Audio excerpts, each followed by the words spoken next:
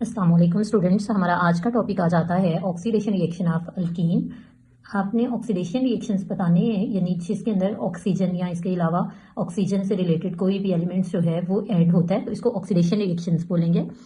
इस टॉपिक के अंदर हम लोग टिप्स और ट्रिक्स भी सीखेंगे, इसके अलावा डिफरेंट नेम्स देखेंगे ऑक्सीडेशन रिएक्शंस के, और इसके अलावा लास्ट पे असेसमेंट होगी जो कि आप अपना नॉलेज चेक करने के लिए सॉल्व करेंगे।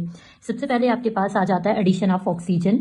एडिशन ऑफ ऑक्सीजन में आपने क्या करना है कि हमारे पास अल्केन है, अल्केन के अंदर ऑक्सीजन ऐड कर दें। सूटेबल कैटलिस्ट होगा हमारे पास, जैसे आपके पास आ जाता है सिल्वर ऑक्साइड है, हाई टेम्परेचर और हाई प्रेशर होगा, और आपके पास कैटालिस्ट की प्रेजेंस में ऑक्सीजन एटम ऐड होगा, तो ये कन्वर्ट हो जाएगा एप ऑक्साइड में। किसमें कन्वर्ट हो जाएगा? Epoxide. जी स्टूडेंट्स, इन एप ऑक्साइड्स को हम लोग बोलते हैं ऑक्सीरेंस, ठीक है। और इस सारे प्रोसेस को, इस कंप्लीट प्रोसेस को हम लोग क्या बोलेंगे? एपॉक्सीडेशन। एपॉक्सीडेशन प्रोसेस आपके पास आ जाएगा। हमारे पास एपॉक्साइड्स का जब हम वाटर के साथ रिएक्शन करवाते हैं तो ये ग्लाइकोल में कन्वर्ट हो जाता है, इसे हाइड्रोलिसिस ऑफ एपॉक्साइड बोलते हैं। आपने इंडस्ट्रीज के अंदर अगर इंडस्ट्रीज में ग्लाइकोल को प्रिपेयर करना है तो आप क्या करोगे? एपॉक्साइड की हाइड्रोलिसिस करा दें। स्टूडेंट्स, ये जो एपॉक्साइड हमारे पास होता है ये ऑर्गेनिक कंपाउंड है, ठीक है। और ऑर्गेनिक कंपाउंड कौन सा है? 3 मेंबर रिंग, ठीक है। ये 3 मेंबर रिंग आपके पास आ जाता है, और आपने ये बताना है कि यहाँ पे 3 कौन से एलिमेंट्स मौजूद होते हैं? 2 कार्बन होंगे और 1 आपके पास ऑक्सीजन मौजूद होता है। ये रिंग स्ट्रक्चर बनाते हैं। आपने ये बताना है कि जो हमारे पास पर एसिड्स होते हैं, जैसे परऑक्सी एसिटिक एसिड है, या फिर आपने लेना है परऑक्सी बेंजोइक एसिड, ठीक है। इसका अल्कीन के साथ रिएक्शन करवाएंगे तो हमारे पास एपॉक्साइड बनता है। स्टूडेंट्स, ये जो आपके पास एपॉक्साइड्स आते हैं इसको हम लोग साइक्लिक ईथर्स भी कहते हैं, साइक्लिक ईथर्स बोलते हैं। और अगर एपॉक्साइड की एसिड की प्रेजेंस में, एसिड कैटलिस्ट की प्रेजेंस में आप हाइड्रोलिसिस करवा दें तो ये हमारे पास विनाइल डाईहाइड्रोक्सी कंपाउंड्स में तब्दील हो जाते हैं। यानी जो ग्लाइकोल बनता है ना, ये इसका दूसरा नाम है विनाइल डाईहाइड्रोक्सी कंपाउंड्स। इसके अलावा आपने ये बताना है कि जो हमारे पास एपॉक्साइड्स बनते हैं इसको हम लोग एडहेसिव मटेरियल को प्रिपेयर करने के लिए भी इस्तेमाल करते हैं। एडहेसिव मटेरियल आपके पास क्या होता है? जो वॉल के साथ अटैच हो जाए। हम लोग बुक के अकॉर्डिंग सबसे पहले इसकी एक एग्जांपल देखते हैं। ये देखें, आप इथीन ले लें, ठीक है। इसके अंदर आप हाफ मॉलिक्यूल ऑक्सीजन का ऐड करवा दें। स्टूडेंट्स, आपको पहले भी बताया कैटालिस्ट यहाँ पे होगा सिल्वर ऑक्साइड। आपने हाई टेम्परेचर रखना है, हाई प्रेशर ऑलमोस्ट आप यहाँ पे 300 डिग्री सेल्सियस टेम्परेचर रख दें तो ये हमारे पास जो पाई बॉन्ड है वो ब्रेक हो जाएगा और ये हमारे पास एपॉक्साइड आ जाती है, ठीक है। इसको इथिलीन एपॉक्साइड या इथिलीन ऑक्साइड्स भी कहते हैं। हमारे पास एपॉक्साइड को प्रिपेयर करने का एक और मेथड आ जाता है। आपने अल्कीन लेनी है, ये मैंने प्रोपीन ली है। आपने इसका रिएक्शन किसके साथ करवाना होता है? किसी भी ऑक्सी एसिड के साथ। ये देखिए, मैं ऑलरेडी आपको बता चुकी हूँ, मैंने यहाँ पे पर ऑक्सी बेंजोइक एसिड ले लिया, ठीक है। इसका रिएक्शन करवाना है और जो कैटलिस्ट यहाँ पे इस्तेमाल होता है वो आपके पास क्लोरोफॉर्म आ जाएगा, ठीक है। हमारे पास ये एपॉक्साइड बन जाएगा, यानी आपके पास क्या आ जाएगा? प्रोपालीन ऑक्साइड, ठीक है, या इसको हम लोग प्रोपाइल एपॉक्साइड भी कहते हैं, और साथ ही साथ बेंजोइक एसिड प्रोड्यूस हो जाएगा। उसके बाद हमारे पास आ जाता है कंबस्टन। बच्चों, आपको पता है कंबस्टन क्या होती है? ऑर्गेनिक कंपाउंड को बर्न करते हैं ऑक्सीजन की प्रेजेंस में। अल्कीन है, अल्कीन को ऑक्सीजन की प्रेजेंस में बर्न किया आपने, ये आपके पास फ्लेम आ जाएगा, ठीक है। फ्लेम प्रोवाइड करना है, कार्बन डाइऑक्साइड वाटर मॉलिक्यूल, और साथ ही साथ हीट प्रोड्यूस होती है। अब मैं आपको इसका जनरल मैकेनिज्म सिखा देती हूँ। आप कोई भी जनरल अल्कीन ले लें, ये आपके पास अल्कीन का जनरल फॉर्मूला है। हमारे पास रेशियो क्या होगी? 3n/2, ठीक है। इस रेशियो से आपने ऑक्सीजन लेना है। n का मतलब होता है नंबर ऑफ कार्बन एटम, यानी आप n की वैल्यू 2 भी ले सकते हो, 3 भी ले सकते हो, एंड सो ऑन, ठीक है। इसको फ्लेम प्रोवाइड करेंगे, ये n number of carbon dioxide हमारे पास बनेंगे, n number of water molecule, और इसके अलावा साथ ही साथ हीट प्रोड्यूस होगी। नेक्स्ट हमारे पास कंबस्टन के बाद हाइड्रोक्सीलेशन आ जाता है, इसको वायरेट टेस्ट भी कहते हैं। ये अल्कीन की आइडेंटिफिकेशन के लिए इस्तेमाल होता है। इसमें हाइड्रोक्सल ग्रुप हम ऐड कर देते हैं। हमारे पास जो कमर्शियल रिएजेंट है वायरेट रिएजेंट, इसका पिंक कलर होता है, ठीक है। वायरेट रिएजेंट हमारे पास क्या होगा? आपने 1% अल्कलाइन, अल्कलाइन मतलब हमारे पास क्या होता है? बेसिक सोल्यूशन लेना है पोटाशियम परमैंगनेट का।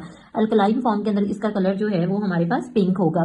आपने बताना है कि जो पोटाशियम परमैंगनेट है ये आपके पास स्टूडेंट्स क्या होता है? माइल्ड ऑक्सीडाइजिंग एजेंट होगा, ठीक है।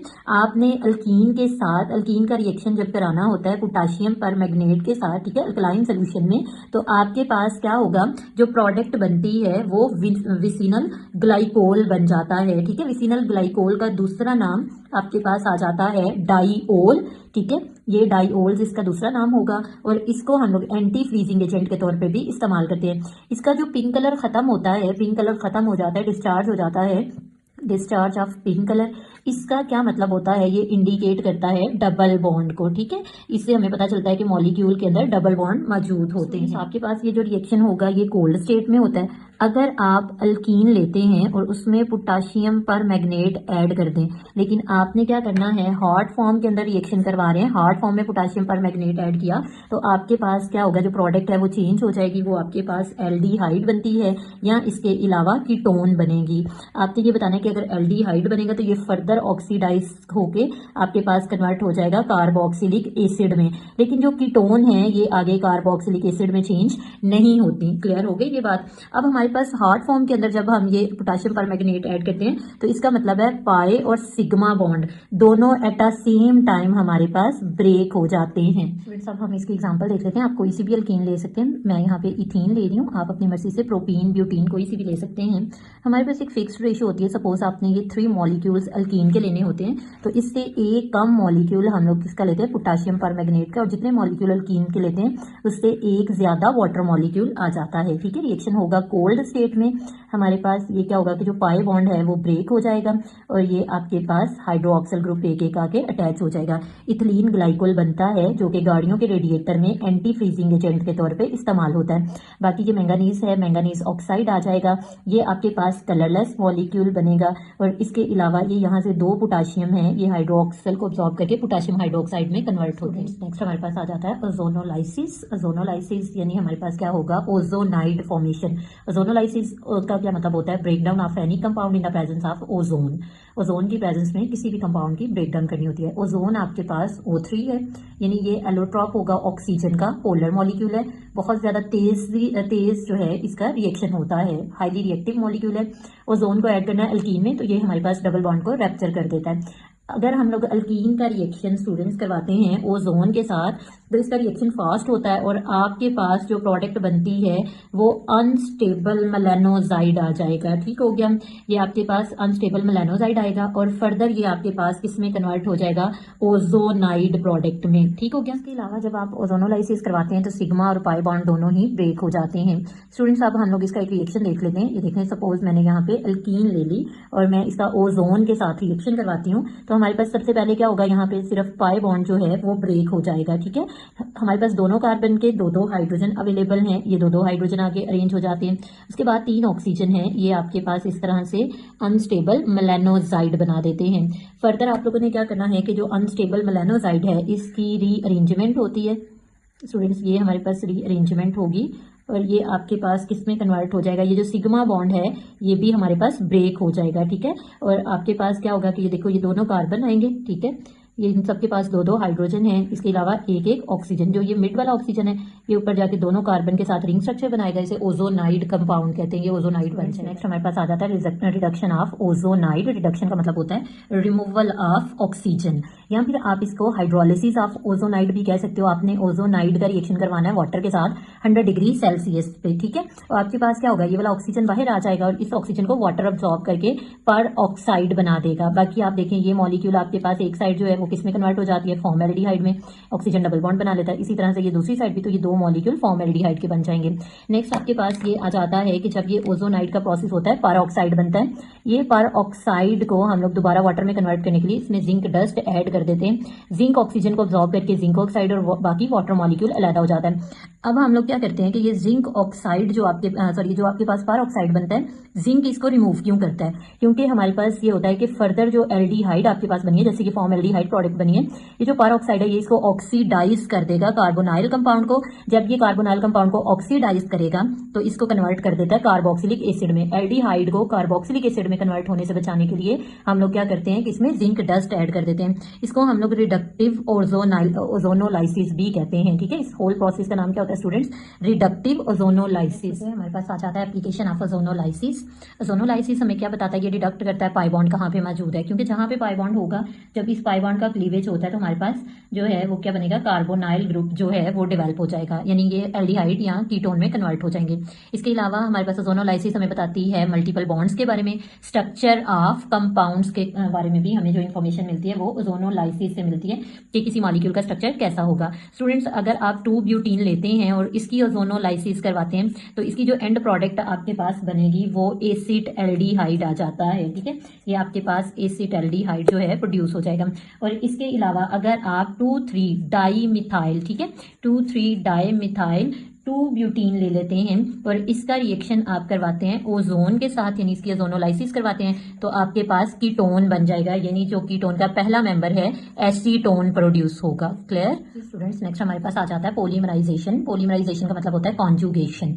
ये हमारे पास जो पॉलीमराइजेशन है ये वर्ड डिराइव हुआ है लैटिन वर्ड से, जिसका मतलब होता है लिंक टुगेदर। पॉलीमराइजेशन में क्या होता है, हमारे पास पाई बॉन्ड ब्रेक होते जाएंगे और सिग्मा बॉन्ड बनते जाएंगे, यानी पाई बॉन्ड कम होंगे और सिग्मा बॉन्ड ज्यादा होंगे। जो आपके पास पॉलीमराइजेशन होता है स्टूडेंट्स, ये थर्मोडायनामिकली फेवरेबल होता है, ठीक है। इसके अलावा चेन लेंथ को इंक्रीज करता है। और पॉलीमराइजेशन जो है ये हमारे पास क्या होगा, डिस्क्राइब करता है सिचुएशंस को, जिन सिचुएशंस के अंदर ये पॉलीमर बनते हैं, ठीक है, और ये पॉलीमर आपस में लिंक कर रहे होते हैं। अब आपने बताना है कि इसके अलावा पॉलीमराइजेशन में हाइब्रिडाइजेशन कार्बन की चेंज होगी, sp2 से हाइब्रिडाइजेशन किस में कन्वर्ट हो जाती है, sp3 में। ये हमारे पास आमतौर पर कैटालिटिक प्रोसेस होता है, और जो कैटालिस्ट आप इस्तेमाल करते हैं यहाँ पे वो आपके पास टिन टेट्राक्लोराइड होगा, और इसके अलावा आपके पास ट्राई इथाइल, ये आपके पास क्या आएगा, ट्राई इथाइल एल्यूमिनियम, ठीक है। ये हमारे पास दोनों का मिक्सचर जो है वो कैटालिस्ट के तौर पे इस्तेमाल होता है। स्टूडेंट्स इस कैटालिस्ट को हम लोग क्या बोलते हैं, ज़ेलगर-नेटा कैटालिस्ट बोलेंगे, ठीक हो गया।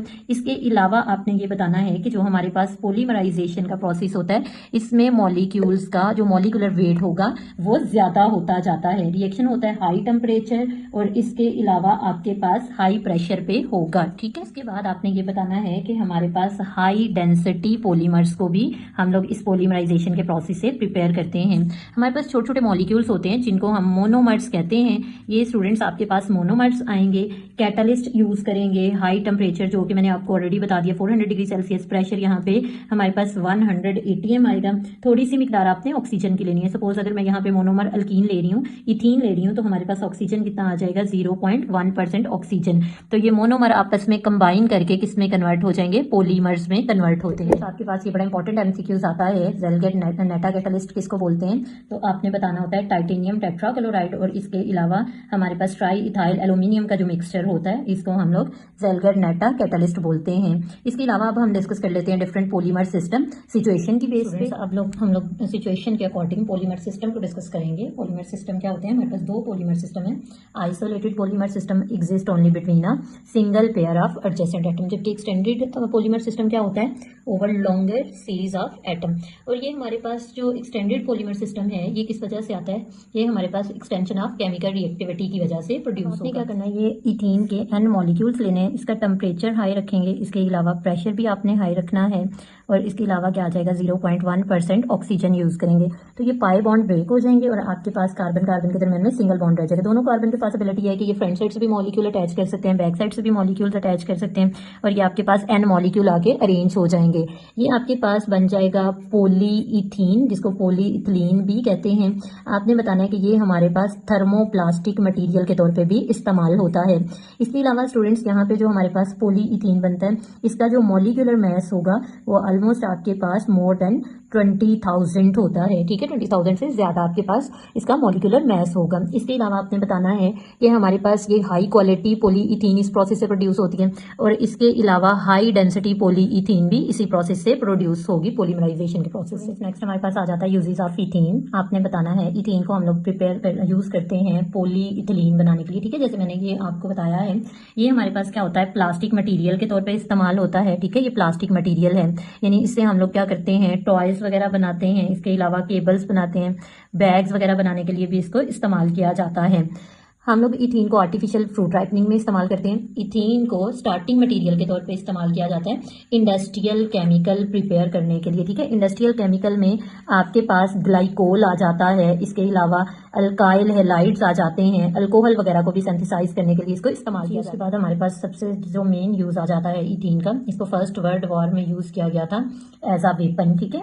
ये हमारे पास मस्टर्ड गैस को प्रिपेयर करने के लिए इस्तेमाल होती है। मस्टर्ड गैस बहुत ज्यादा टॉक्सिक मटीरियल होता है, इसका मेल्टिंग पॉइंट आपके पास 14.4 डिग्री सेल्सियस होता है। इसके अलावा स्टूडेंट्स ये हाई बॉइलिंग लिक्विड है, ये हाई बॉइलिंग लिक्विड है, ये गैस नहीं है, बस इसका नाम गैस है, ठीक है। और इसके अलावा आपने बताना है इसको मस्टर्ड क्यों बोलते हैं, क्योंकि इसकी जो अडोर होगी, ठीक है, अडोर हमारे पास कैसी होती है, मस्टर्ड जैसी, ठीक हो गया। उसके बाद आपने ये बताना है कि ये हमारे पास डिस्पर्स होते हैं एज अ मॉइस्ट, ठीक है, टिनी ड्रॉपलेट की फॉर्म में पावरफुल वेजिकेंट है यानी ब्लिस्टरिंग एजेंट है।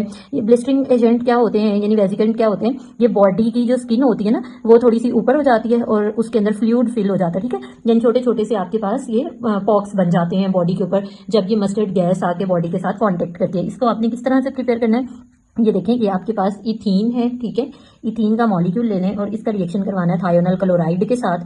जब इसका रिएक्शन करवाएंगे तो हमारे पास ये पाई बॉन्ड जो है वो ब्रेक हो जाएगा। ये सल्फर जो है ये दोनों इथीन के मॉलिक्यूल्स को अपने साथ अटैच कर लेगा यानी इनके साथ सिग्मा बॉन्ड बना लेगा और स्टूडेंट्स यहाँ से एक एक क्लोरीन आके इस साइड पे अटैच हो जाएगा।